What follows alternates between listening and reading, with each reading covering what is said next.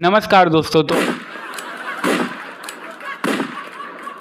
तो आज हम MI 20000 mAh के पावर बैंक का अनबॉक्सिंग और रिव्यू करेंगे और वीडियो के अंत में मैं ये भी बताऊंगा कि आप अपने पावर बैंक के लाइफ स्पैन को कैसे इंक्रीज कर सकते हैं, कैसे बढ़ा सकते हैं। तो वीडियो को अंत तक देखना। वीडियो पसंद आती है तो वीडियो को लाइक कर देना और चैनल को प्लीज़ सब्सक्राइब कर देना। तो चलो वीडियो शुरू करते हैं।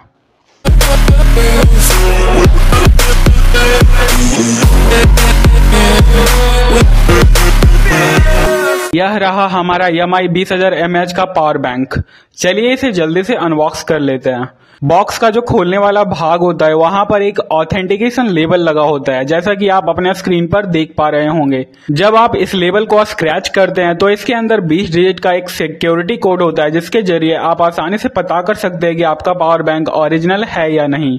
अगर आपको यह चेक करना नहीं आता है तो मैंने एक प्रॉपर वीडियो इस पर पहले ही बना रखा है, आपको इस वीडियो के डिस्क्रिप्शन या आई कार्ड में मिल जाएगा। एनीवेज, तो अब हमने अपने पावर बैंक को अनबॉक्स कर लिया, तो अब इसका रिव्यू करते हैं। इस पावर बैंक में पावर बटन नहीं दिया गया है, हालांकि एक बटन है जिसका क्या काम है मैं वीडियो के आगे में बताऊंगा। जैसा कि मैंने बताया, इस पावर बैंक में पावर बटन नहीं है, तो आप इस पावर बैंक को मैन्युअली ऑफ या ऑन नहीं कर सकते हैं। इसमें ऑटोमेटिक डिटेक्शन मेथड का यूज करा गया है। इसका मतलब जब भी आप अपने मोबाइल या किसी अन्य डिवाइस को USB केबल के द्वारा इस पावर बैंक में कनेक्ट करते हैं या चार्ज में लगाते हैं, तो यह पावर बैंक उस मोबाइल या डिवाइस को ऑटोमेटिकली डिटेक्ट कर लेता है और उसे चार्ज करने लगता है। अब हम इस बटन का क्या काम है यह जान लेते हैं। इस बटन को हम बैटरी लेवल चेक बटन कहते हैं। इसका मुख्य रूप से दो काम है। पहला काम तो है बैटरी लेवल को चेक करना और दूसरा काम है, नॉर्मली आपका power bank high current discharge mode में होता है, तो इस बटन को अगर आप लगातार 2 बार दबाते हैं तो यह पावर बैंक लो करंट डिस्चार्ज मोड में चला जाता है। अगर आप इस बटन को फिर से एक बार दबाते हैं तो यह नॉर्मल मोड यानी हाई करंट डिस्चार्ज मोड में चला आता है। ऐसे अगर आपका पावर बैंक चार्ज में नहीं लगा है तो लो करंट डिस्चार्ज मोड में ही रखना बेहतर होता है।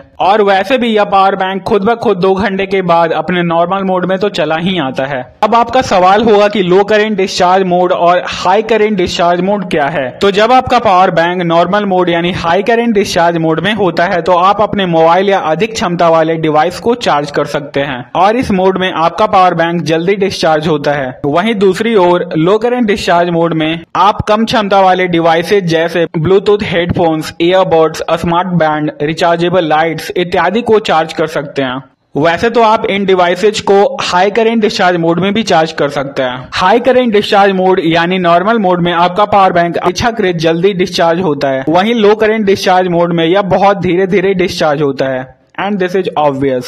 एनीवेज, तो अब हम इस पावर बैंक की चार्जिंग का रिव्यू करते हैं। यह पावर बैंक माइक्रो USB और C टाइप USB केबल दोनों को सपोर्ट करता है। 10 वाट वाले चार्जर से इस पावर बैंक को फुल चार्ज करने में 10.5 से 11 घंटे तक का समय लगता है, जबकि 22.5 वाट वाले फास्ट चार्जर से इस पावर बैंक को फुल चार्ज होने में 7.5 से 8 घंटे तक का समय लगता है। अब आपका सवाल होगा कि जब हमारा पावर बैंक चार्ज में लगा होता है तो कैसे पता करें कि यह फुल चार्ज हो चुका है। और आपका दूसरा सवाल होगा कि जब हमारा पावर बैंक चार्ज में नहीं लगा होता है तो कैसे पता करें कि हमारा पावर बैंक कितना चार्ज है या कितना डिस्चार्ज हो चुका है। तो चलिए इसके बारे में जान लेते हैं। तो पहला कंडीशन, जब आपका पावर बैंक चार्ज हो रहा है। जब आप पावर बैंक को चार्ज में लगाते हैं और अगर पहला वाला ही LED ब्लिंक करता है, मतलब भुकभा करता है, और बाकी 3 LED बंद रहते हैं, तो आपका पावर बैंक 0 से 25% तक अभी चार्ज हो रहा है। अगर आपका पहला वाला LED ब्लिंक करना बंद कर देता है और पूरी तरह से जला रहता है तो उसके बाद दूसरा वाला LED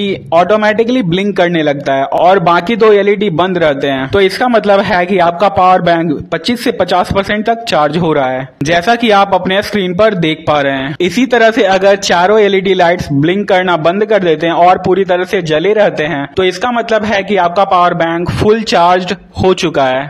तो चलिए अब हम दूसरे कंडीशन के बारे में बात कर लेते हैं। जब आपका पावर बैंक चार्ज नहीं हो रहा है, तो जब आप बैटरी लेवल चेक बटन को दबाते हैं तो अगर आपका पावर बैंक का चारों LED ब्लिंक करता है तो इसका मतलब है कि आपका पावर बैंक 75 से 100% तक चार्ज है। अगर 3 LED ब्लिंक करते हैं और चौथा LED पूरी तरह से बंद हो जाता है तो आपका पावर बैंक 50 से 75% तक चार्ज है। अगर सिर्फ एक LED ब्लिंक करता है और बाकी 3 LED पूरी तरह से बंद हो जाते हैं तो इसका मतलब है कि आपका पावर बैंक 0 से 25% तक ही चार्ज है। इस तरह से अगर चारों LED ब्लिंक नहीं करते हैं और पूरी तरह से बंद हो जाते हैं तो इसका मतलब है कि आपका पावर बैंक फुल्ली डिस्चार्ज हो चुका है।